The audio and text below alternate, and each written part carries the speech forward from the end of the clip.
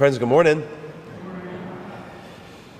So this first reading, again, that we have from the Acts of the Apostles, this was the thought that occurred to me, that if the New Testament was written in order to try and impress and win over early converts, it seems to really miss the mark. It seems to really miss the mark. Like over and over and over again, you see the New Testament writers, Luke especially, and the Acts of the Apostles, highlighting the apostles and the early church leaders, like the foundation stones of this movement known as the church.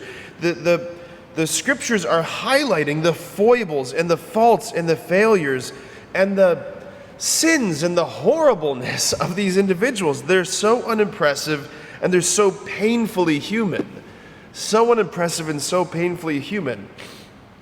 The apostles, they never have food, ever.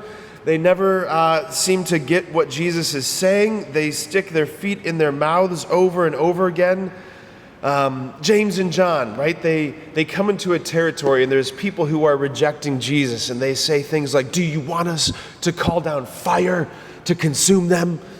And Jesus is like, "No," Or you got the abandonment of all the apostles at the Passion that all of the gospel writers seem to highlight. You got the moment that Peter says that Jesus, "You are the Christ, the Son of the living God. Blessed are you, Simon, son of Jonah, for flesh and blood has not revealed this to you, but my Father in heaven. And I say, you are Peter, and upon this rock I will build my church. Oh, and by the way, the Son of Man will be handed over and crucified, and then on the third day he'll rise again." And Peter says to him, "God forbid, that's never going to happen." And Jesus in the next breath says, "Get behind me, Satan." Like, whoa. The first pope, you've got the gospel writers going, "Oh, that's really good. We should include that," right? Peter's denials, on and on it goes, right? From a public relations perspective, the New Testament it's a disaster. It's a nightmare. Like, this is, again, certainly true of the passage we just heard in that first reading from the Acts of the Apostles, right? Listen again to this line, right? Talking about Saul of Tarsus, who becomes St. Paul.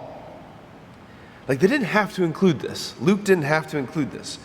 Saul, meanwhile, was trying to destroy the church, entering house after house and dragging out men and women. He handed them over for imprisonment,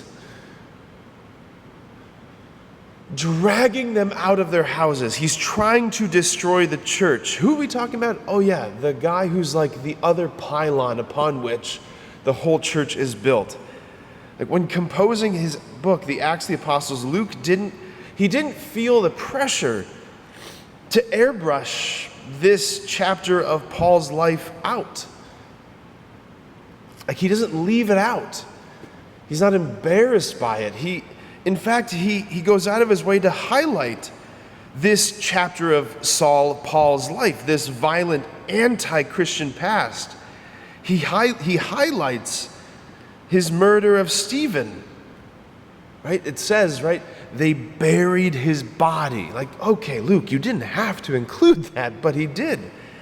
Okay, why? Why? For one reason only, to illustrate this, to illustrate the transforming power of the risen Christ. To illustrate the transformative power of the risen Christ, the gospel, the dunamis, the power of the gospel to blow up sinfulness, to blow up our old way of being, to show how true it is that Jesus the gardener has come to till the soil of our rocky, broken humanity, to plant seeds of divine mercy and life and beauty and glory. And out of this muddy, manure-filled heap of a mess, he's saying, watch the gardens that I can grow. Watch what I can do. They highlight this because they want to show what Jesus says, right? Where he says, I came to do my Father's will, that I shouldn't lose any of them. Not even someone as lost as a Saul of Tarsus. I'm not even going to lose him.